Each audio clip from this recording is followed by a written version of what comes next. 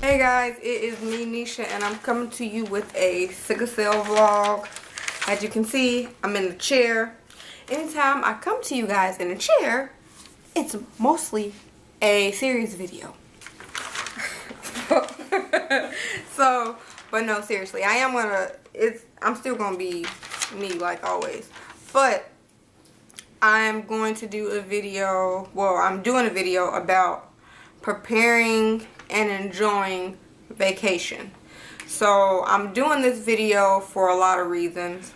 I've been running into a lot of sickle cell warriors in the support groups on Facebook or on YouTube that have just recently found out for some reason that they have sickle cell, or some people that are going on vacation for the first time or going to a different area for the first time may not know all of these things. And I know all of these things from trial and error, from going on vacation as a child, going on vacation when I wasn't sick, going on vacation when I have been sick, so, and getting sick on vacation. So I mean, I know it's horrible that I know it, but I know it. So I am going to do a video, share it with some people, so hopefully it'll help somebody else. Because if I had a video to look at it before I went on vacation, then I wouldn't have had to find out the hard way. So hopefully somebody else cannot find out the hard way from this. I have a list, like I always do whenever I do like my semi-serious videos. So if you see me looking down, that's what I'm doing. If you hear somebody laughing, being crazy in the background, it's my niece Lexus. Lexus not crazy. Yes, that's the one that said she was gonna come blow people's house up if they didn't go subscribe to my videos. Joking, government, joking. But okay, so first thing, well, it's not really in order. I kind of just was jotting them down as I was going along. First thing that I have here is to start hydrating at least 2 weeks prior. Now, everybody already knows people with sickle cell should be hydrating, period. But sometimes we slack. I mean, we're human. You get tired of drinking water sometimes. You get tired of just drinking stuff all the time, just period. So 2 weeks prior, you need to make sure you're drinking as much water as possible. Then also, go visit your hematologist to make sure that all your labs are okay at no more than a week before you go out of town. My doctor seen me the day before I went out of town, and you want to make sure like your labs are okay, that your lungs sound okay, because I know it's common in a lot of sickle cell patients to get acute chest syndrome or pneumonia. So my doctor wanted to check all of that with me. And also, if you need to get any refills from your doctor, that's the time to do it.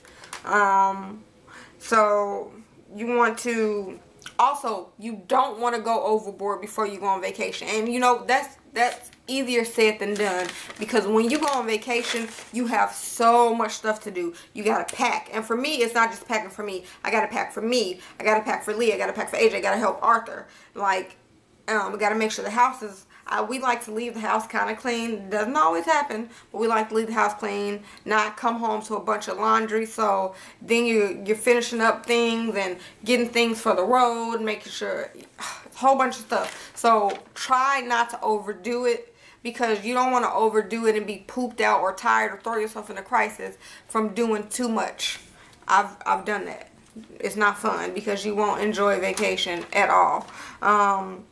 Take all of your medications with you, even if you think you don't need them. Even if you haven't taken it in a while, you need to make sure you take every medication that you have that's a possibility that you can take, because it'll be horrible to get somewhere else and you're 900 miles away and you need a medication, and that medication is prescribed and it's not over the counter, and there's nothing that you can do until you get back, unless you go to an emergency room on urgent care and get someone else to prescribe it to you. But that's a whole thing, like, when you can just take it with you.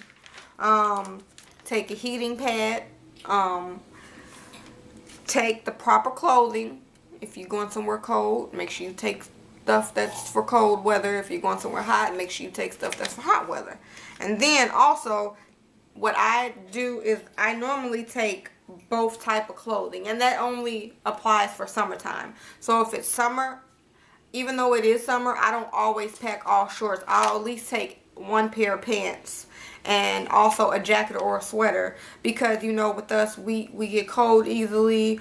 AC going in some place that's heavily air conditioned can make us ache or throw us into a crisis from like the really cold temperature. So I always do that. I always take a sweater everywhere, like even when we're going to the grocery store, or I just always do, because I'm always cold, and like the rest of the family will have the air on, and I feel bad making everybody else cut the air down in the car or in the house because I'm cold. I just put my sweater on. Or when we're traveling on the road, I take a blanket.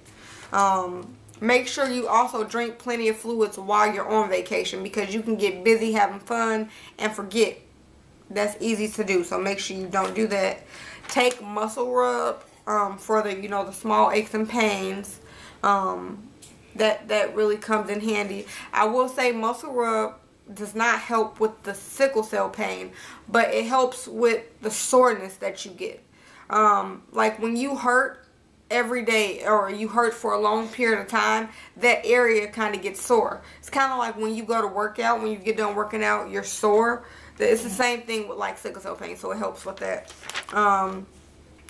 While you're on vacation, make sure that you pace yourself so that you don't overdo it. And that's again that's something else that's easier said than done. You want to make sure that if you can, spread your itinerary, spread it out so that it's not like bam, bam, bam, bam, bam. What we normally do when we're on vacation is we'll schedule something to do one day, and the next day will kind of be a rest day. And on that rest day, we'll sleep in, go to the pool. I mean, it'll be all chill type things. And on that go day, it'll be like, oh, okay, we're going to see this, we're going to do this, we're going to do this. Like, so we'll make sure we'll do something, then rest. Do something, then rest. Normally when we go on vacation, we're gone for a week, so we can do that. But even if we want to squeeze something in, on the rest day, it'll be something small.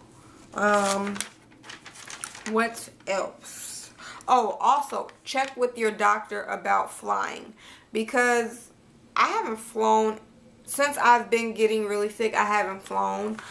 But what you have to be careful about is with flying and having sickle cell, the oxygen levels are different the higher you are and the lower you are. So you have to make sure that you're healthy enough to fly, and that you don't have any blood clots or anything like that, or that your oxygen levels are okay. Because I've seen, I can't remember who it was, but it's a sickle cell person, sickle cell warrior who does videos. She flew and it affected her, and she had to ask them to give her oxygen while she was on the plane. So they had to give her oxygen and give her somewhere she had to lay down because it started to bother her. And she was actually sick when she got back. I can't remember her name. I'm so sorry. What else? And also you might want to check with your doctor about the different places that you're going to visit. I mean, your doctor can't tell you not to go anywhere, but they can tell you if that place is good for you or not good for you, or some things to watch out because of those temperatures or whatever. Like, I know different places, like I said, have different oxygen levels, and different places have extreme heat or extreme cold, so you want to be careful for that so that you can prepare for those things. The next thing is, don't do too much walking if you can help it. And that's hard too, because when you go on vacation, sometimes you're doing a lot of sightseeing and shopping and things like that. So if you are going to be walking, try to sit down and take a break. Try to sit down and take a break whenever you can. I'm not crazy either. I'm laughing at my niece.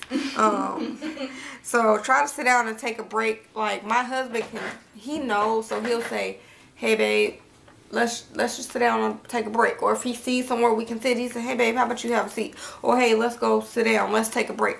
He'll let me know. Or when my body tells me, I'll do it and be like, you know what? Let me sit down.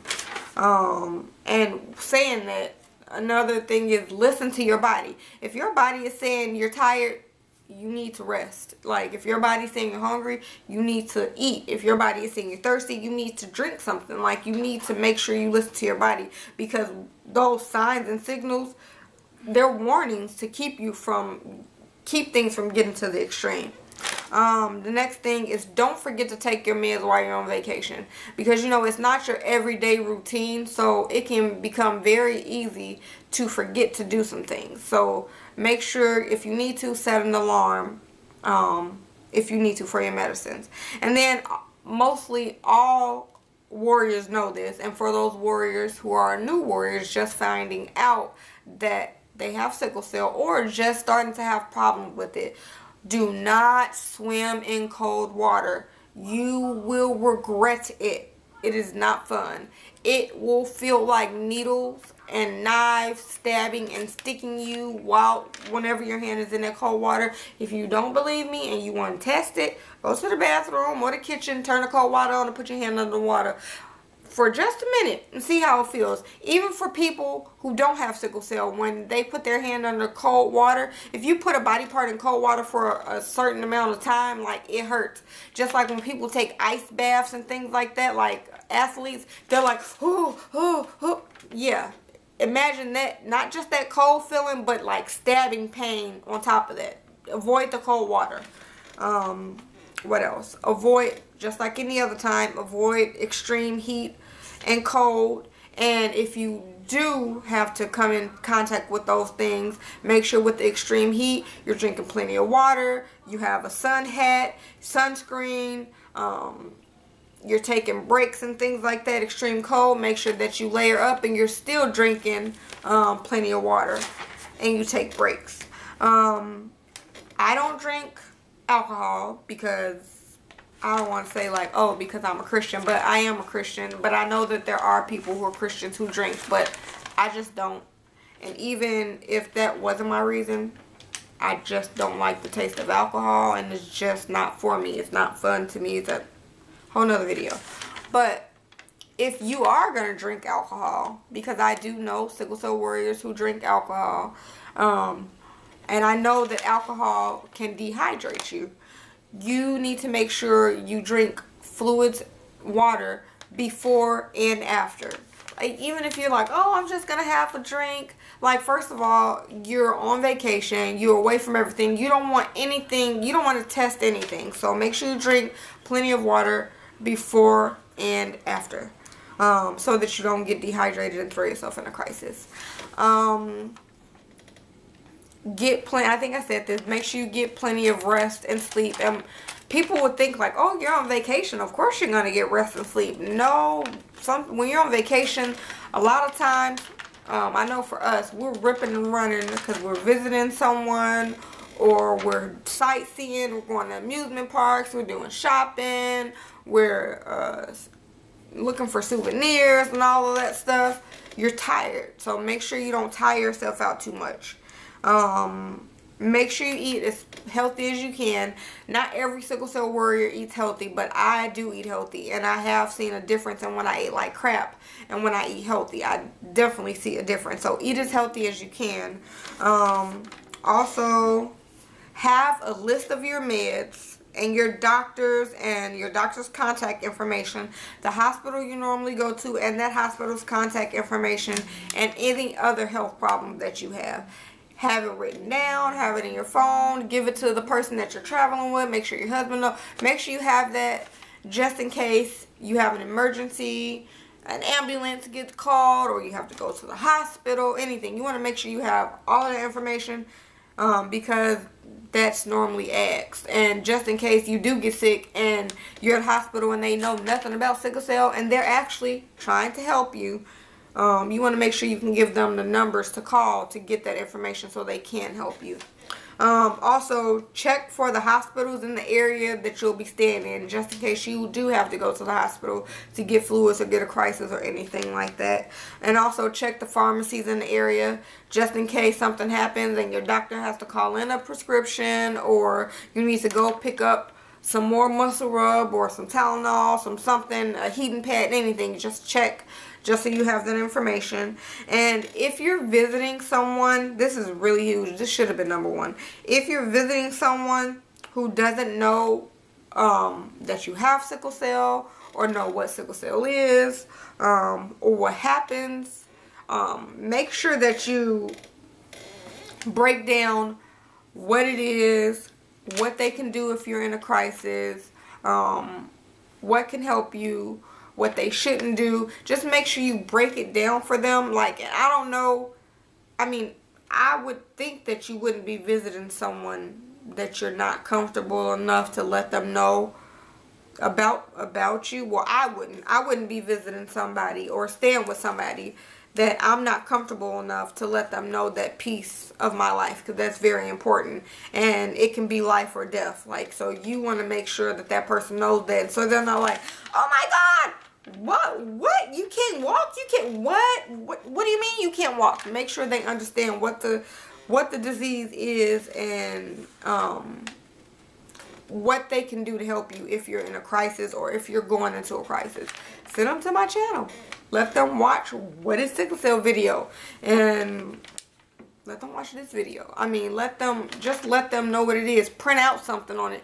Just make sure that whoever you're around, that they're aware and they know what to do if something goes wrong. Like, just make sure that you do that so that you're taken care of.